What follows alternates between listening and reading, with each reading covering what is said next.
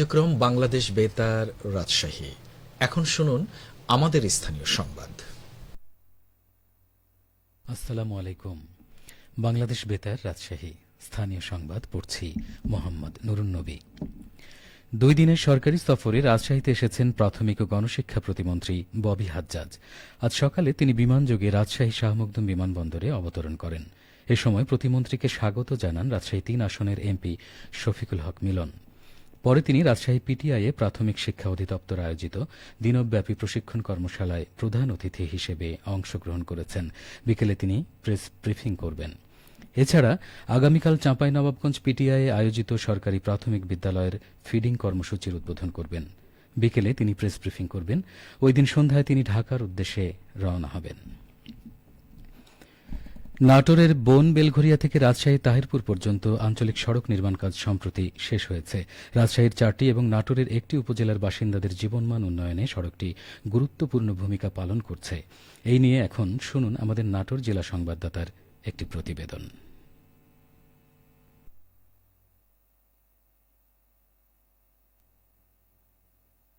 স্থানীয় সরকার প্রকৌশল বিভাগ 18 কোটি টাকা ব্যয়ে নাটোর থেকে তাহিরপুর পর্যন্ত 10 কিলোমিটার দৈর্ঘ্যের আঞ্চলিক সড়ক নির্মাণ কাজ শেষ করেছে। WMM প্রযুক্তির এই সড়ক সম্পর্কে স্থানীয় সরকার প্রকৌশল বিভাগ নাটোর জেলা কার্যালয়ের নির্বাহী প্রকৌশলী মোহাম্মদ ইকবাল হোসেন জানান, সড়কটি উন্নয়নের ফলে গ্রামের অবহেলিত জনপদকে মূল অর্থনৈতিক স্রোতের সাথে যুক্ত করেছে। ফলে এই অঞ্চলের যে কৃষি পণ্যগুলো আছে সেগুলো খুব সহজেই বাজারজাতকরণ সহজ হয়েছে এবং সারা বাংলাদেশে তাদের যে কৃষি পণ্য আছে সহজেই রাজধানী ঢাকা সহ অন্যান্য জায়গায় নিয়ে যেতে সহজ হচ্ছে। এবং রাস্তাটি সৌন্দর্য বৃদ্ধিকরণের জন্য আমরা রাস্তার বিভিন্ন যে রাস্তার কাজ করি সেগুলো করা হয়েছে। এখানে ওয়াইডেনিং এর যে আমাদের ডাবল লেন করার জন্য যে সড়কের রোড মার্কিং, আমাদের যে সড়ক নিরাপত্তার জন্য যে রোড সাইন সেগুলো ব্যবহার করে আমরা রাস্তাটি সম্পন্ন করতে পেরেছি। স্থানীয় বাসিন্দা ও নাটোর প্রেস ক্লাবের সাধারণ সম্পাদক কামরুল ইসলাম বললেন, এক কথায় রাস্তাটা হয়ে সেই নলডাঙ্গা আর নাটোর সদরের সেই একবার সীমান্তবর্তী এলাকার লোকজনের অনেক উপকৃত হয়েছে। তারপরেও যদি আরেকটু বেশি করে বলতে চাই তাহলে এই রাস্তা দিয়ে আপনার তাহেরপুর, পুঠিয়া, তারপরে মোহনপুর, ভবানীগঞ্জের এই লোকজনের যোগাযোগ আর কি নাটোরের সাথে স্থাপিত হয়ে থাকে। সেই জায়গায় তারাও অনেক উপকৃত হয়েছে। এক কথায় এই রাস্তাটা হয়ে ওই এলাকার মানুষের জীবন মানের অনেক উন্নয়ন হয়েছে বলে আমি মনে করি। শিক্ষার্থীদের সহজ যাতায়াত, অসুস্থ ব্যক্তিদের চিকিৎসামুখী গমন, কৃষিজ পণ্যের পরিবহন, সর্বোপরি নাটোরের সাথে রাজশাহীর 4টি উপজেলার মেলবন্ধন তৈরি করেছে গুরুত্বপূর্ণ এই সড়কটি। ফরাজি আহমদ রফিক বাবন, নাটোর জেলা সংবাদদাতা, বাংলাদেশ বেতার রাজশাহী। এতক্ষণ শুনলেন আমাদের নাটোর জেলা সংবাদদাতার একটি প্রতিবেদন। নিত্য প্রয়োজনীয় দ্রব্যমূল্য নিয়ন্ত্রণে রাখতে পাবনা শহরের বিভিন্ন বাজারে অভিযান চালিয়েছে জাতীয় ভোক্তা অধিকার সংরক্ষণ অধিদপ্তর।